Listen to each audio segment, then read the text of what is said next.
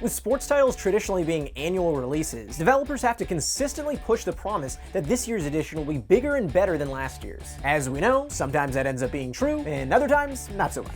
So how do developers attempt to differentiate their games from last year's title or this year's competition? By adding new game features.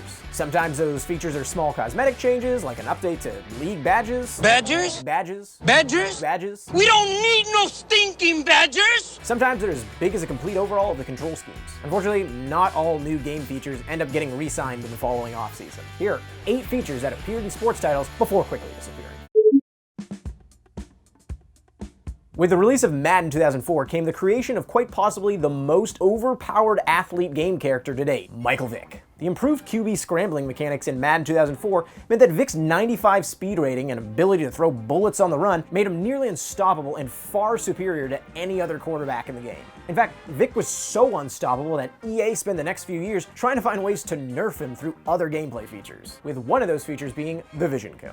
Operating from the knowledge that not every quarterback sees the field the same, in Madden 06, EA implemented a Vision Cone that provided a visual representation of a player's ability to see receivers. The size of the cone was dependent on a QB's vision rating. So quarterbacks like Tom Brady and Peyton Manning, they had cones that literally took up the entire field, while the once unstoppable Vick had a cone that could pretty much only spot a single receiver at a time. If you wanted to throw a receiver with proper accuracy, you had to flick the right thumbstick until the QB's vision cone was highlighting the area in which your selected receiver was positioned in. While novel and grounded in some semblance of realism, it pretty much turned the task of looking at someone from a one-step process into a two-step process that involved your thumbs and your eyes. After appearing in 3 Madden titles, the cool but cumbersome feature was eventually scrapped. If you don't have vision, you don't last very long.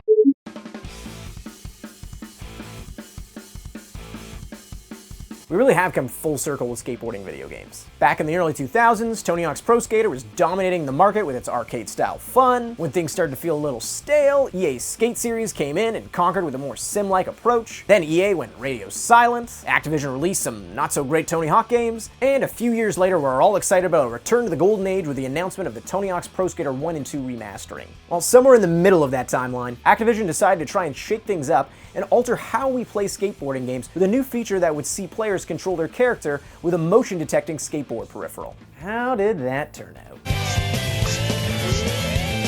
I will grab that skateboard and shove it up your you don't move. Well, they somehow made it even harder than real skateboarding, and here we are 10 years later, eagerly anticipating a Tony Hawk game that will most certainly not feature a motion detecting skateboard. That's how it went. Oh, look at Mr. Fancy Pants.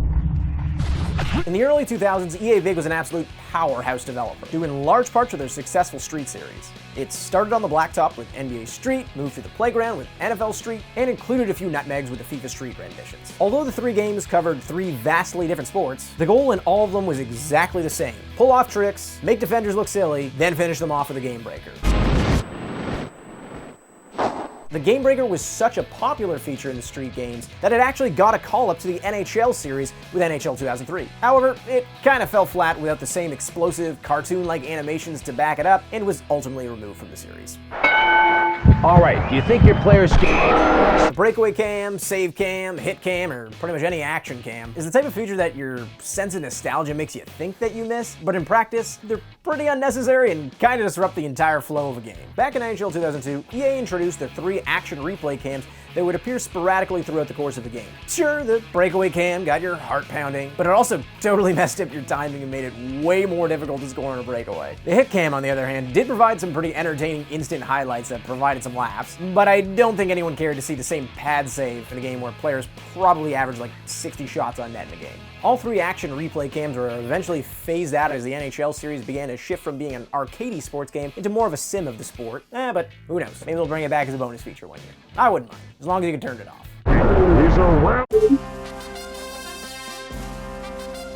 See, when you mess up something, you can't just rewind and redo it, except for in video edits.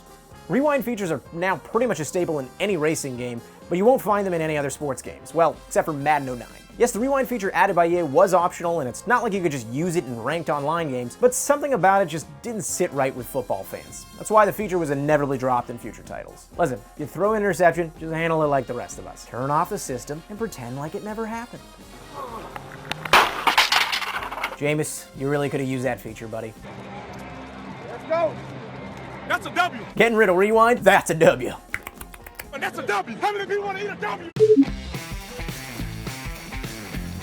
Feels like it's been years since EA really revamped the Be a Pro mode in the NHL series. A few years back, EA actually did try something new with the Be a Pro mode, unveiling their Live the Life mode in NHL 14. On top of playing on the ice as a customized character, players had to navigate the off-ice challenges of being an NHL player. It was almost like a choose-your-own-adventure book, where random scenarios would pop up and you could choose to handle them like a good pro, or like an absolute jerk. Who's the dead man?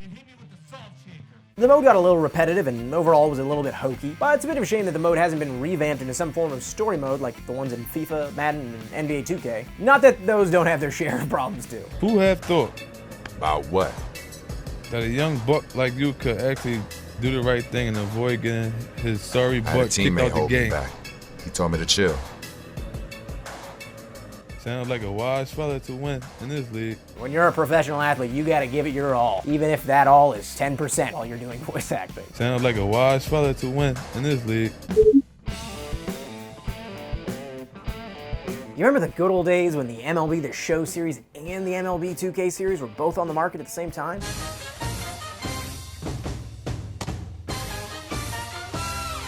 Okay, maybe the MLB 2K series wasn't as good as we remember, but probably wasn't as bad either. What the Admittedly, that glitch looks pretty bad. God, 2K9 sucks. But there was a time when it looked like 2K was about to turn the corner. And that was when they introduced Total Control pitching. At the absolute height of the sports game analog stick revolution, 2K brought in their new pitching control scheme in MLB 2K10, a two-gesture analog system similar to EA's Flick It system from Skate. It was kind of finicky and it was pretty easy to just straight up throw the wrong pitch, but it was a fairly intuitive alternative to the standard 3-click pitch system that's dominated baseball games for years. It still continues to dominate. And I know you still use it because I still use it. To help build around the hype of their new control scheme, 2K even held an annual $1 million perfect game challenge. But unfortunately, they didn't build a better game around their new mound controls. So following MLB 2K13, the game disappeared from the market, and with it, Total Control pitching. I'm really gonna miss those glitch videos. What the is this game? Who the made it?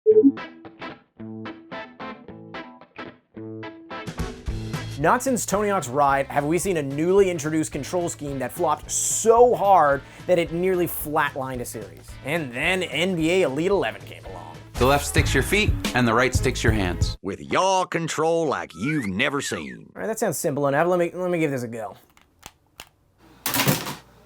Wow! Did you see that yaw control?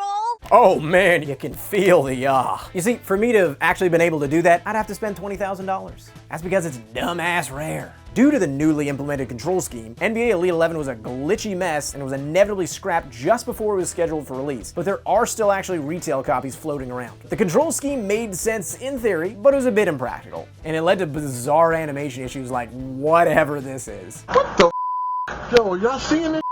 That is terrifying. It took more than 3 years for EA to revive the NBA Live series, and when it did come back, it came back with a more simplified implementation of their analog control scheme. That didn't work out either, and it took until NBA 19 for the series to truly rebound. So those are 8 features from sports video games that vanished pretty much as quickly as they appeared. Which features do you remember that you liked or didn't like that just made their way out of games? And while you're at it, drop a like, drop a comment, helps us make new content in the future. Let us know what kind of sports video game content do you want to see us make next.